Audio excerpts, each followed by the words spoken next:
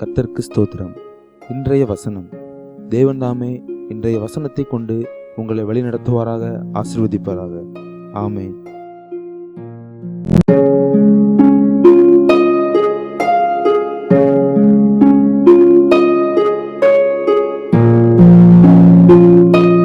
கர்த்தருடைய வசனமோ என்றென்றைக்கும் நிலைத்திருக்கும். உங்களுக்கு சுவிசேஷமாய் அறிவிக்கப்பட்டு வருகிற வசனம் இதுவே. 1 பேதுரு 1 அதிகாரம் 25 வசனம்.